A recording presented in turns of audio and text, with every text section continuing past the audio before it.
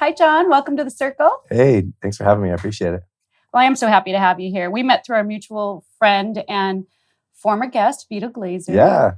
That's what I love about this whole thing. I mean, I get to have old friends introduce me to new friends, and then they all get to be in the circle. It's just one big love fest. Oh, I feel honored to be here, so thank you for that. Well, let me introduce you for the audience. You are an entrepreneur, an investor, and the managing partner of mywinesociety.com. We've featured your wine on our show a couple times because you've been such a gracious sponsor since the beginning. And thank you. We've shared the wine with our roundtable girls, and everybody loves it. And we're drinking a little wine today. There you go. Hey, salute on that. We love wine. But My Wine Society, give me an idea. Like, what is the concept? Sure. Of this? So My Wine Society is an ecosystem for wine enthusiasts.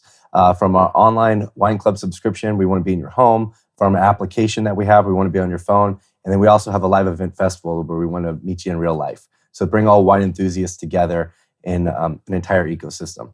My gosh, you're checking every box. Yeah, trying to. So how'd you get started in the wine business? Yeah, so being Italian growing up, wine has always been a passion of mine. I probably was in my bottle as a little kid. When I went to undergrad, I went in upstate New York, was a big wine region. So kind of when I first started drinking, I guess in college, fell in love with wine. Got out of undergrad, worked for a Fortune 500 corporation. But later on in my life, which we'll get into, I went to grad school at UCLA, double major in entrepreneurial studies and global international management. From there, I took a little vacation from my career, and I got a consultant job with Santa Margherita Winery in Italy. So moved to Italy for quite a few months, was there working for Santa Margherita Winery, and it really just hit home, and a passion being in the vineyards daily in Treviso outside of Venice was really cool. And then also having the Italian heritage came into it. So when I knew at some point in my life I wanted to be in the wine industry because I have such a passion. To me, drinking and consuming wine is consuming energy because it's growing from the earth.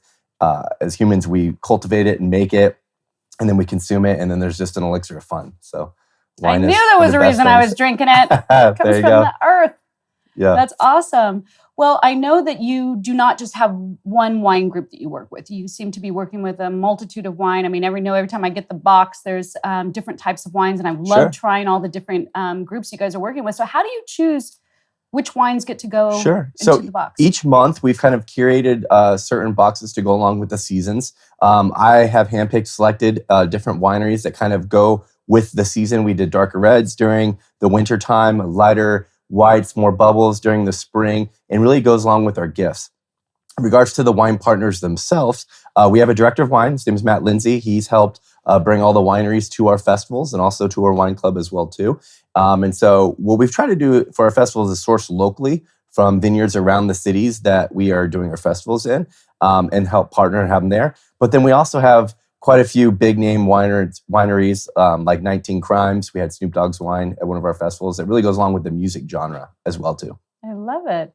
Is there like a specific type of criteria that now there's everything from like organic wines, or there's like wines that are old world, or is it usually just things that are local and available? No, so with the blended theme, we wanted a little bit of everything. So Scepter and Sword is a big winery based in Southern California that was a sponsor for us in San Diego. We were looking for that local wine, but again, we did have an old world section at our festival.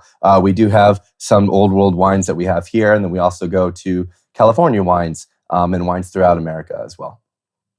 Awesome. Well, it seems like you really know what you're talking about. I hope so. Well, what proves it is you recently won the Top 100 F&B Leaders Award at the Global Summit on all things food. Yeah, all things food. All things food for My Wine Society. So tell me, what did that mean to you? Yeah, no, it was a great award. We got honored to do it. We were making such a big splash and impact within the wine community with an up and coming application on the technology side, but also really bringing with our festivals. So I got to be a guest speaker there, talk a little bit about the future of wine and how wine consumption is starting to change, and then got the award because of the impact we're able to make on the wine community. Wonderful. Did you present there? I did, yeah. So it was pretty fun to actually have a lecture, get asked questions, and get an opportunity to have a platform to talk about my love of life. How many people turn out for that? So there was a couple hundred, probably just under 1,000, I would say. Yeah, I was in Awesome. Las Vegas. My gosh, good. Thank Congratulations. you. Well, what we've been talking about is there's an online monthly wine subscription, and it comes in a beautiful box. We have one here for everybody to see. I remember when I first got it, I was completely blown away because I'll just tell you, I have a lot of club subscriptions. Sure. I am a Yeah. wine club girl. I believe in it. I love when it comes to your house. I love that it's something that may not be something I would have chosen in the store, may not be available in the stores. Sure. So that's really cool. But what's so cool about yours is that it's packed full of goodies. And here's an example of one. This has the wine chips, and we've got some gourmet barbecue rub, barbecue sauce. So this is like obviously the barbecue theme. 2 bottles of wine. I mean, what the heck is this? It's a little fun little wine holder for when you're having your barbecue out and a picnic. We really wanted to have that. So I could hold my wine right here on my iPad, is what you're saying? You can go wherever you want with your wine. It's perfect. And what I also love about it is that not only can you consume it, and obviously I want to immediately, but it's also perfectly wrapped for a gift. So Sure. if you've got an event to go to, or if you have a birthday party to go to, all my girlfriends are just like, Sure. They love it. So we thought it was a great gift. I mean, that's one thing we wanted to have it come to your home so that way you really get that wow factor when you open it. But also we wanted to create the solution for the holidays or birthdays where you can actually send the subscription to someone and it's now a special gift as well. So I love that. Yeah. So that's kind of a point of differentiation because there are a lot of wine clubs out there, Sure. right? And it's a difficult market to break into. So you guys really had to think through what your points of differentiation Yeah, are going to be. and why the wine club subscription got started is during quarantine, our main customers for our company were wineries. And when the wineries all got shut down, we had to find a way to pivot and how do we still get to consumers? And through that was we started our loyalty club. So we could buy directly online and get them shipped out, get a chance to try wines that you may never have had before. But also, it's a very saturated market, as you said. So how do we differentiate ourselves? We wanted to curate special gifts to put together that kind of matched the theme with the wine. So it was more of a full gift offering, so you got things to enjoy opposed to just your standard, hey, these are bottles of wine. While that is the focus point, it's always fun to get some fun, new, cool things that you never, wouldn't have had before. So. Yeah, absolutely. Okay, so with so many new spirits on the market, I know my kids are drinking White Claw. Actually, it tastes Sure. like crap. I don't like it at all. Truly, there's so many things out there. I mean, what do you think about this new generation? Are they going to be embracing wine the way the past generation is, or are millennials drinking wine? Sure. So it's a very competitive market again on the beverage industry, and it's not really competing against other wine anymore. Beverage companies are competing for your stomach, whether you're consuming beer, alcohol, wine, you name it. That's really where the competition is. I feel like, generationally, as you come up, wine was really a time that you would sit down and have with your family on your Sunday spaghetti dinner. And that was really when you consumed wine. So wine, kind of went with food. Also kind of the chicken or the egg of, did wine come first and food was paired with it, or did food come and then wine was paired with it as well? From that, we've seen that now through different packaging, you can consume wine at different times throughout the day. So it's not just your traditional glass bottle where you have to have a cork opener. We can open it. So the methodology of delivering the consumable has really helped a younger generation want to drink wine. So wine can be enjoyed at all times of the day. If you're on the back of a boat, if you're at a concert, if you're going to tailgate at a party, you can now drink wine because it can come in a can or it comes in a carton. There's different ways to go about it. So yes, it is getting very competitive and saturated on that side. And there's still that level of the passion of wanting to drink wine at certain times, like with a family dinner as well too. But because it's now become more accessible and some more of the branding has become hip, that's how wines had to compete to stay relevant amongst all the seltzers and malt beverages that exist currently today. Do you think that they're actually targeting that demographic? Do you think that they're going after the millennial generation, or they are like, sure, you have two. They'll get older and then they'll come back. Sure, for me personally, I feel like there's two sides of kind of the wine industry. You have your Northern California snobby people that want to stick to this is wine, this is why we drink it, what's good, and then you have your other call it like New World wineries that still want drinkers, right? You want people to consume it. So I feel like you've had to change. A winery should change kind of the methodology, so that way it does make it more appealing to a young user. Because wine, while it won't become non-existent, it's probably not going to be consumed as much as it used to be in the past, because there's so many different options out there now. Yeah, for sure. Well, and I kind of went through this change because I think in my 30s and 40s, I was drinking a lot of wine. And then I got to the point where I was just like getting headaches from it. I was having issues with wine. And I kind of went over to tequila. Yeah, just going to mention it. Just going to say it. I still like to drink wine, but I'm mixing it up now. I feel like I'm kind of going back and forth between the two. One of the things that I'd love to get your opinion on, because we're really seeing the transition from corked wine to screw top wine. Yeah. And maybe because I'm an Aquarius and I'm always innovative thinking, I love it. I don't have any problem. I like being able to put the screw top back on if I don't finish it, which is common. But what are your thoughts about the idea of transitioning over to screw top wines? Sure. It's very convenient as well to have it. I think traditionally the thought is if you have a screw top cap, that it's a lesser valued wine than with a cork, but that's not necessarily true, because now there's synthetic corks that are, so it even takes away the idea of having a wood cork. I personally am a cork collector. So I feel like you have to earn your bottle of wine, and I love the process of having to use a corkscrew. I also, there's so many electronic corkscrew openers out there. I personally like the old waiter type with an actual cork to get it. I don't know, it just seems cool. Like I'm earning that bottle, and then I get like the prize at the end, which is the cork that I get to keep. Well, you're a strong guy. Us girls, I don't know if we like those really hard to open corkscrews. But, the part about the corkscrew itself that I feel is that you're, not like I said, earning that bottle of wine, but also I feel like every bottle of wine I've ever consumed is a memory. Again, it's like that transfer of energy and the time and effort that went into that bottle of wine, from the winery, from the winemaker to the chemist, to the branding, to now selling it and getting pushed and you buying it. And while you're drinking it, I feel like it's fun to have that little keepsake. So I personally like having cork bottles, but we talked about convenience earlier on being able to drink wine throughout the times of day. Yeah, of course, a corkscrew top is obviously a lot more convenient. I feel like as we move through the future in time, maybe there's a way that you can have a cork that can come out easier and it's not as airtight. Who knows?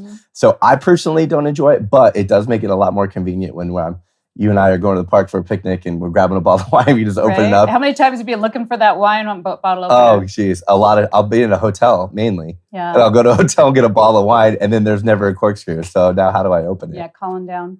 Well, the other part of it is the spoilage. And that's actually the screw tops prevent spoilage. And I think they said, some sommelier was saying 10% of wine goes bad because of cork failure. Yeah, and a lot of people don't know that. And imagine if you were in the wine business and you had to write off 10% of your product for spoilage, you can imagine why they would want to go to the screw tops.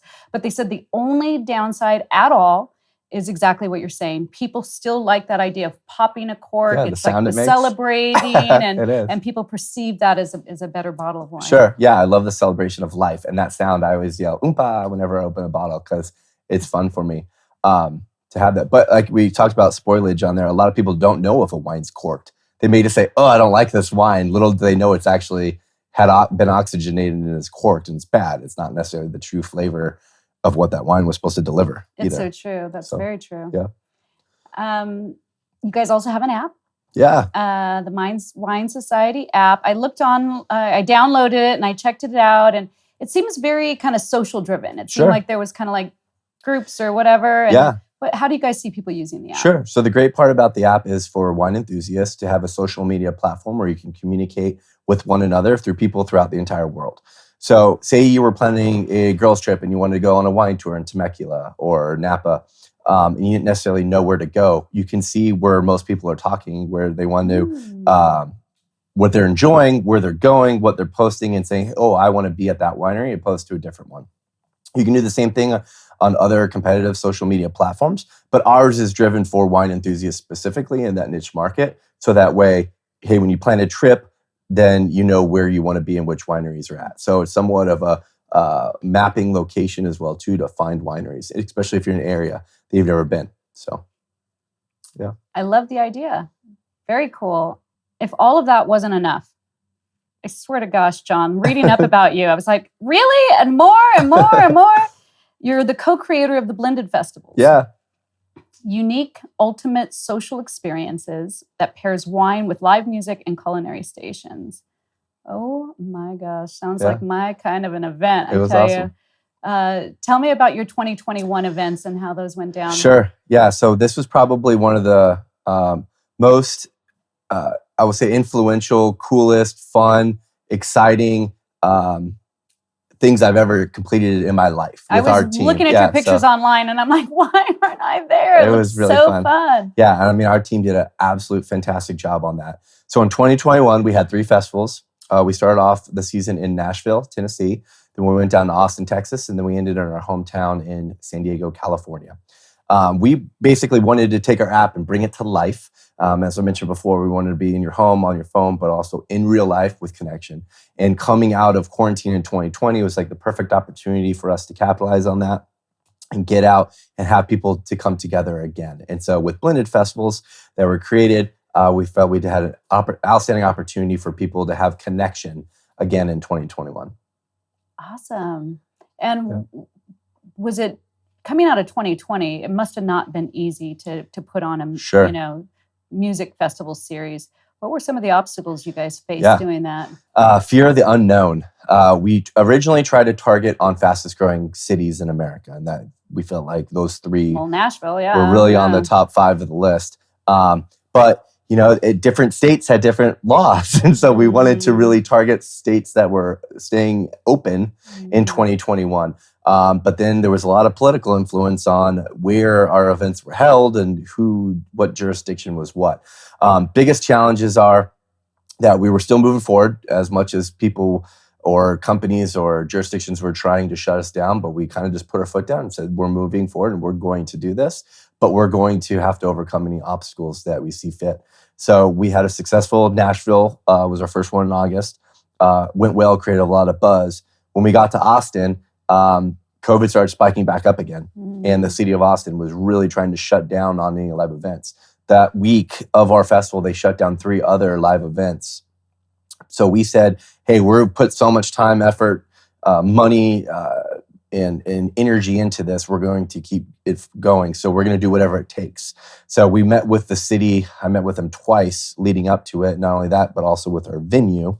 And we went through all the regulations we had to do. So we set up, I have a good buddy who does COVID testing. He flew out, had a whole team. We set up, everyone had to get tested before they entered the festival.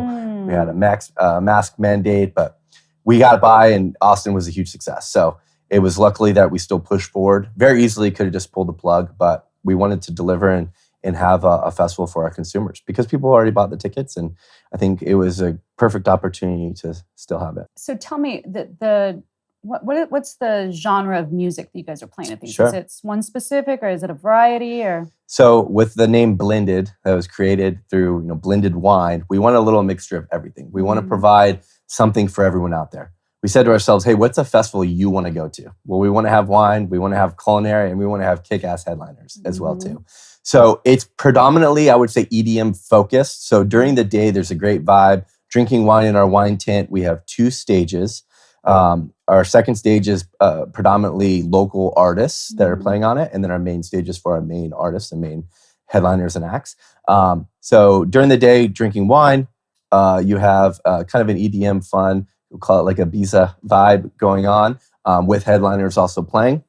And as the sun sets, people traditionally transition to more of the alcohol genre of beverage. And then our headliners kick in. And we had again, more of an EDM influence, but also we had some hip hop, we had some pop, and we had some country acts as well too. So who are your biggest acts? So this year we were very fortunate and lucky that we had Ludacris headline for us in Nashville. We had Cascade come as well too. In Austin, we had Nelly perform for us in Cascade, and then in San Diego, our headliners were Nelly again, and we had Chainsmokers. Also Blanco Brown. I love the Chainsmokers. Yeah.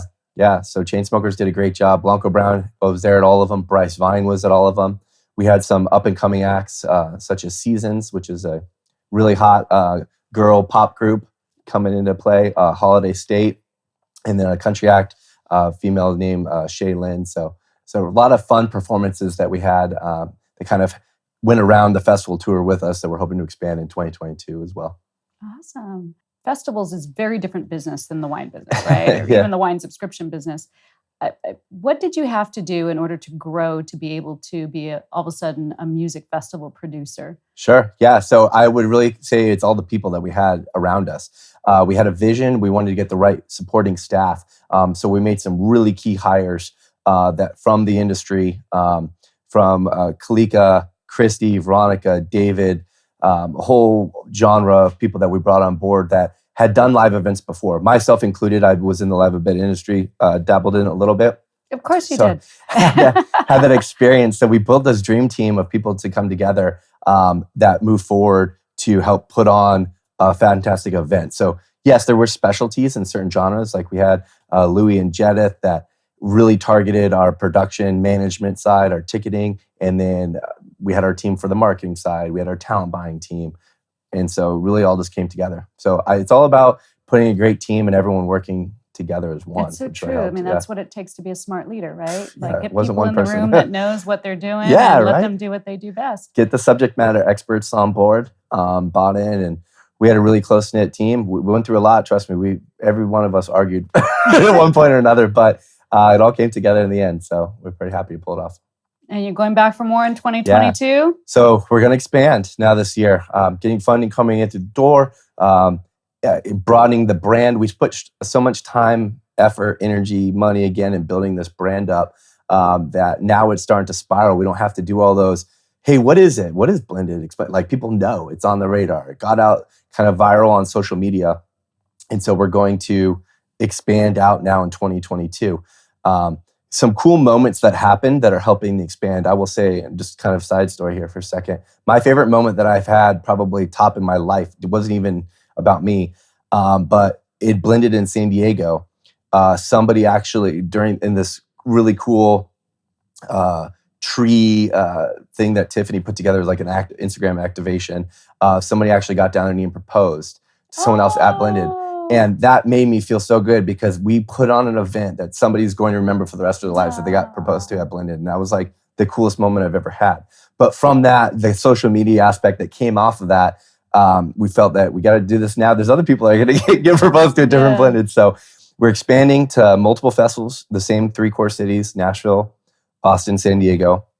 And Florida came on the radar. So we got a partner that we're working out to do Tampa. And then we're probably going to do a Mountain West one in Denver as well, too. So, oh my gosh, look at you guys grow. That's incredible. Want to be in fun, young, up-and-coming cities, that are music towns that people really enjoy. Because we're not one genre. We're not an EDM or a Burning Man or a hip-hop festival. We're all encompassing. So everyone can enjoy it, whether you're in your late 60s or you're just at drinking age. You're able to come for someone. Cool. So you tie in the wine because they have wine tasting booths there. Yeah.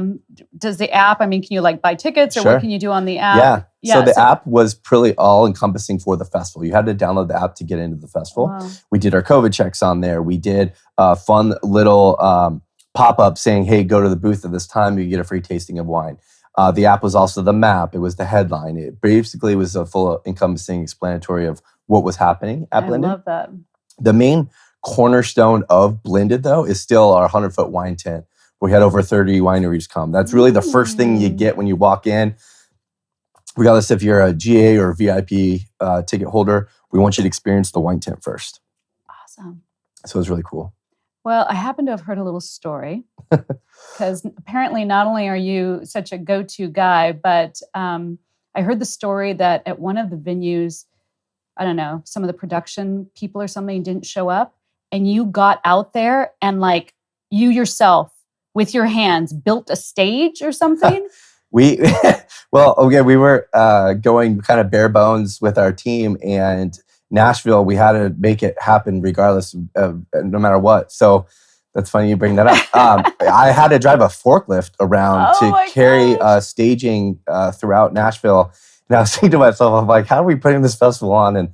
And what is happening? Like doors are about to open. All this fencing isn't moved. I did the same thing in San Diego, but I would not do or ask somebody to do a job that I'm not going to do myself. I believe in leadership is you're the first one there and the last one to leave. Absolutely. And you have to lead from the front. Me and our production manager, Louis, I was there at 9 a.m.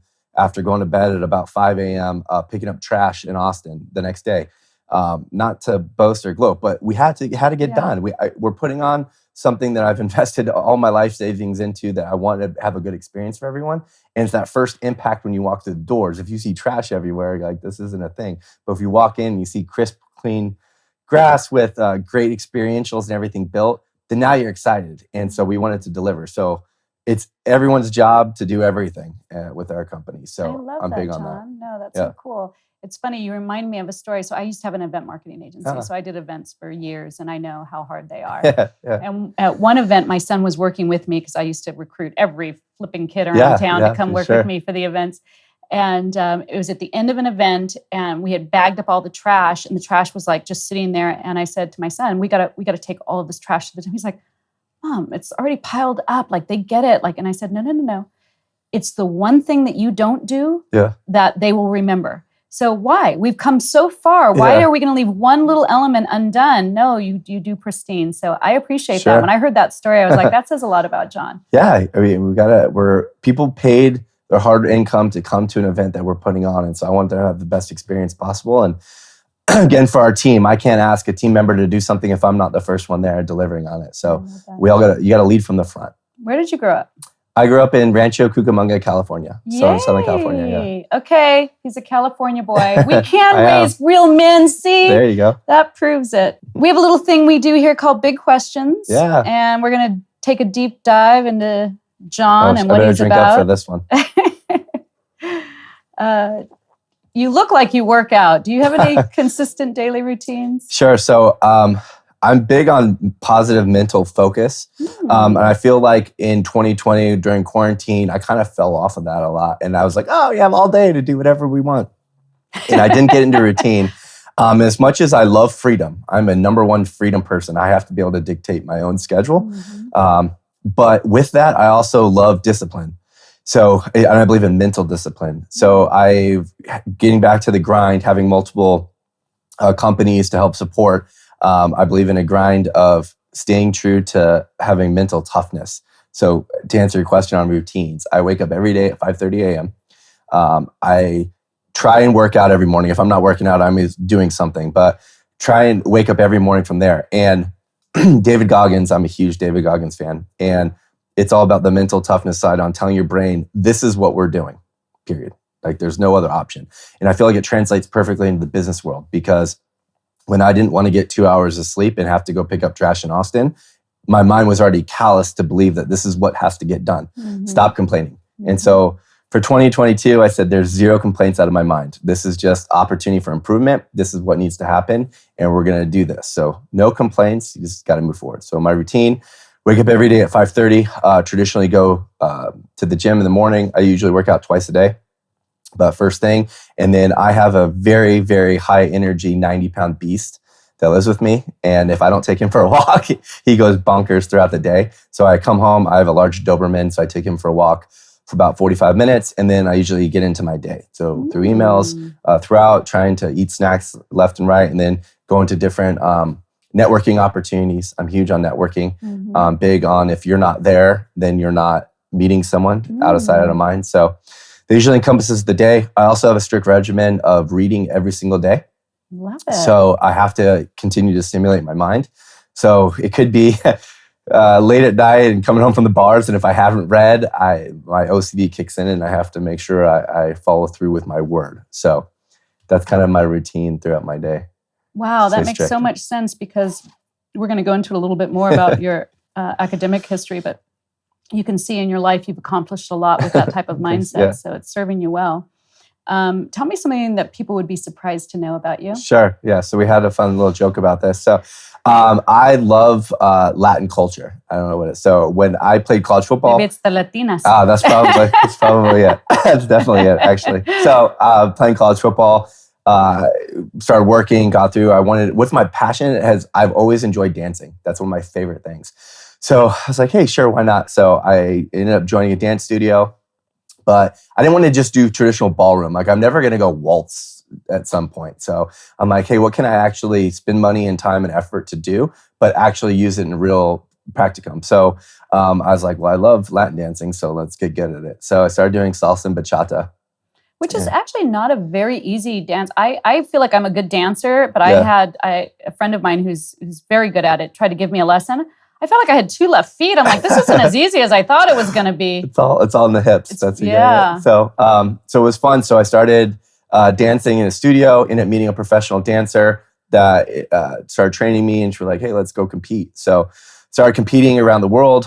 2017 in our division cabaret. Do you ever do anything just for fun? It just kind of blossomed into, it was fun. It was a great blast. But if you're going to do it, like be the best, be great, be great at what you do. Yeah. So we went to Buenos Aires. We won our cabaret division of bachata, which was really cool. Everyone's like, where are you from? And I'm like, Los Angeles. It's like, no way. Because no one spoke English, very there. But so yeah, I was a ballroom dancer. I still want to continue it, just other things came up in life, but I did it pretty consistently every single day for 3 years. Wow. And then I joined a traveling show team. So in Los Angeles and Vegas, we did salsa and bachata shows. It was a full Latin dance team with guys and girls, and I used to throw girls in the air, and we do tricks and flips and stuff. So it's pretty cool fun. I love entertainment and putting on a show and having people smile and enjoy something you put a lot of hard work and effort into learning. Yeah. It's pretty cool. That is something I'm very surprised about. Okay, so let's talk a little bit about on the spiritual side. Sure. What do you think is the purpose of life? Why are we here? Sure. You should talk about the purpose of life. I am big on energy transfer. I don't know if it's from the movie Avatar, but I feel like every atom, there's a purpose and energy attachment to it. You also then talk about love. And I think love is another energy source. And I've had to learn through some tragic times in my life that there is a purpose for love, and there is a purpose for life and why we're here on this planet.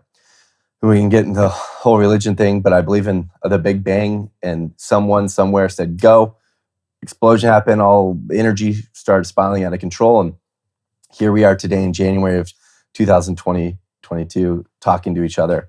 And so it's really just that whole energy transfer. And what I believe the purpose of life is to love. And I feel that we are giving energy source from our planet to the universe and atmosphere. And there's a bigger meaning for that of what's happening as we're on this spinning rock. I think Men in Black does a great job at explaining perception. There's one scene at the end when he opens up a locker room and there's like a whole world inside of the locker room. And also I believe it's on one of her orbs. That's like a whole universe, or they're playing marbles and the guy's throwing marbles and it's an actual universe with like planets inside. And maybe we're just a big marble that aliens are playing with. But I believe in energy transfer, and I believe that us as people talk about like a fifth element, and I believe that that's love and that attraction that we have for one another. Boy, I'm so glad I asked you that question. Jackpot. Yeah. That's pretty cool stuff. Yeah. You gotta learn it. You just through learning through turmoil and tribulations that everything will be okay. But as long as you have love and passion and continue to give good energy, I think everything always works out. It's weird. I agree with you. Yeah. Absolutely, 100%. Tell me a piece of advice that you were given that you always remembered. Sure. I'm very close with my family. So I would say, we didn't have much growing up, but we had love and we had closeness. And my mom and dad struggled so much to support me and my sister. One thing my dad told me as I was a little punk and getting in trouble for something, my dad said, you're only as good as your word. So no matter what you have possession-wise or what you can do, if you're only as good as your loyalty and what you say you're going to do. So from that, it's always stuck with me that if I commit to something, this is going to happen. It's an expectation and I follow through with it. I'll give you a couple examples on that. Kind of a funny, stupid example, but we talk about Los Angeles and Hollywood and a lot of people being aloof. Whenever I get invited to something, I show up and people are like, what are you doing here? It's like, well, I told you I was coming. So I follow through. I'm not big on canceling plans by any means, but I also, may not commit to some things either because it's like, hey, if I commit, I'm going to be there. Right. Even being a part of the show, I'm so thankful. But like, you made a commitment, like follow through on that. So you're only as good as your word. Appreciate you showing up, man. Yeah, no, I will forever. So if I tell somebody I'm going to do something, you got to follow through. I appreciate that. That's a good rule to follow. Tell me something that you think is a very big issue facing our world today. What do you lose sleep over? Sure. I feel that we've gotten weak as a society. I believe in gender roles. I believe in men and women. And I believe that there are things that you possess that I can't physically do. But vice versa, it goes both ways. And I bring the gender role up because I believe it goes back to the transfer of energy and kind of how we evolved as a civilization, as a species, that I believe we've gotten soft. And my biggest issue with society today is the first interaction where something doesn't go your way, people complain and then just give up and don't do it. And I can name countless times as we were planning Blended that we very easily could have given up. Not having funding, not fighting the city, not having the artist commit, not having tickets getting sold, but we kept pushing and kept striving. And I think it goes back to that mental toughness that if you just tell your mind this is going to happen and we're going to do it, we will survive. I think our society needs to get tough again. And I don't know if the whole planet's going to get killed off and we have to start from scratch and we have to learn how to farm our own food or kill our own food to consume it, then that's what needs to happen. But Mike Tyson has the best quote, everyone's got a plan until you get punched right in the face. And I feel like a lot more people need to get punched in the face, to be honest.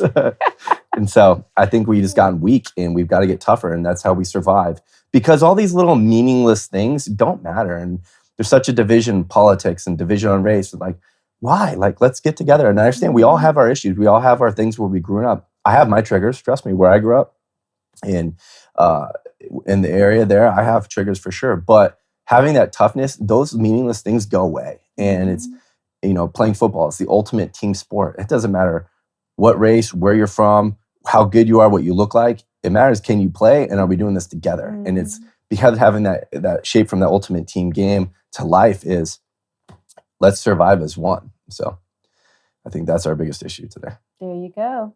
Yeah. Tell me something that you used to believe, but you don't anymore. Sure. So this is going to be a hard one for me to say, but I'm giving the viewers a answer in your question. So I was a very staunch Catholic, the way I was raised, being an Italian Catholic here. And religion was a big part for me. And, while I believe the Bible is a story to tell people one things to believe, I believe all religions are somewhat accurate, right? And just how you translate them. So because of that, there were certain things throughout my life that I had extra value in that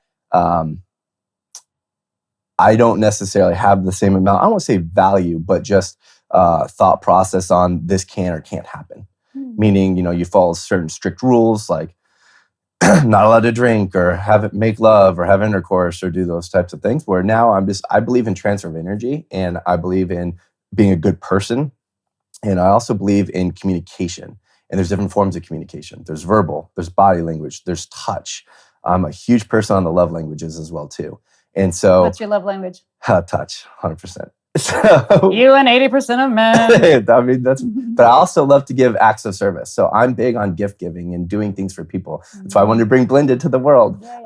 So I'm more on, I believe in communication and energy transfer now, where I think that that's needed. That's how you get to know and learn somebody, where I didn't think there were those things in the past. So very cool. Tell me about a goal that you've yet to reach. I would love to be the best father in the world. I'm not a father yet, but I would love to have children. And I want to care for my kids just like my dad did for me and my sister and give them the world. And not only give them things, but give them knowledge, things that I've learned. The reason why I go and do all these things is I want to be able to look my kids in the face and say, you can be whatever you want. And show them like all these stories. I love the movie Big Fish. How the dad's on his dying bed and he tells all these stories and the son hates it. He's like, you're always trying to one up, you're telling all these stories. But then you come to find out at the end of the movie, like the stories are all like somewhat true. Sure, they're a little fabricated, but they're all like real. And he finally realizes that at his funeral. And I love the idea of being able to say that to children. So that's first and foremost. Love the opportunity to do that and continue, the bloodline and the family. But professionally, my expectation in life, because I don't believe in goals, expectations, I expect to own an NFL team. So since I was a little kid, that's very cool. Yeah, I've always 100% wanted to be an owner of an NFL team. I'm a diehard Los Angeles Rams fan. Got the chance to meet Stan Kroenke, hung out with him. Super cool guy. He's like my business idol. A lot of people have like Bill Gates, Warren Buffett. Like Stan Kroenke has been my guy that I've tried to base some things off of and really go for it. So professionally, I'd love to own an NFL team, specifically the Los Angeles Rams. So I know our value is going through the roof, but we'll have to get some people together and hopefully when Stan's ready to go, we can buy the team from him. So awesome. Yeah. Well, I have no doubt you're going to accomplish those goals. Yeah. I think we would be remiss not to touch on some of your academic history because you definitely walk the talk. Graduated in 2006 from Cornell University as an athlete on the varsity football team.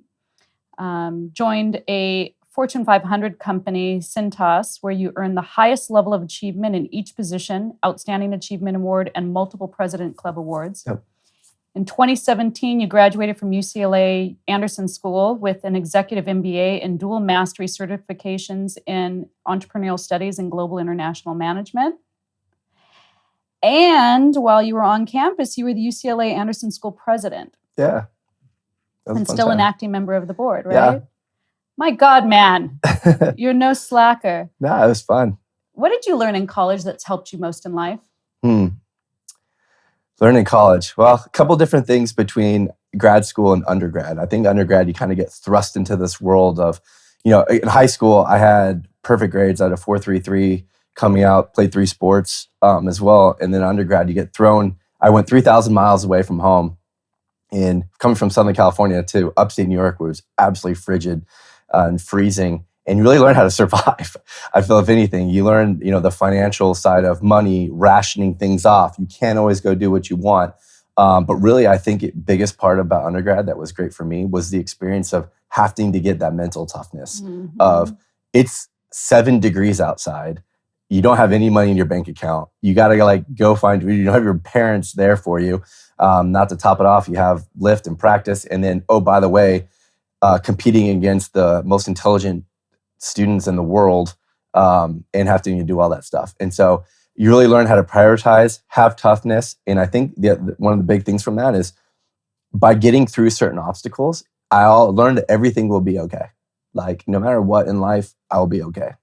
I'll make it happen. I love that. So well, you can see that in message. You now. I mean, you can see it in your business acumen. I actually see that as well because when I had my marketing agency, I used to hire a lot of the interns from Chapman. And then every now and again, people would refer their kids to me and I'd hire them. And I could see that there was one very dramatic difference between that. The people who had gone to college, they understood structure. And the people that hadn't gone to college may be very smart and good people, but they didn't have the structure around them. And it's funny when I hear kids say, you don't need college anymore. And I'm like, well, you may or may not. There's lots of jobs you can get without college. But what you won't go into that job with is the same level of acumen that somebody who's had to push through, making deadlines, getting up, that mental toughness. Yeah. So I absolutely think that's a valid point that you make. Yeah, I mean, take away the academic side of school, but just having that structure. I think you need to go live on your own. Mm-hmm. I think that's a big thing. You got to go somewhere. I want to send my kids to Europe or something, or somewhere, Antarctica. You have to survive, but something of that to build a structure for sure. And I think college is a good platform for that. Yeah, absolutely. You can see it in you. Thanks. What can we expect next from John Bazzo? Yeah, so we got some great blended festivals coming forward as well. Great, with our team building it together, we want to really expand our festival platform, have some great genres of great wine, great culinary, great connection for everyone here. So really build up that brand name.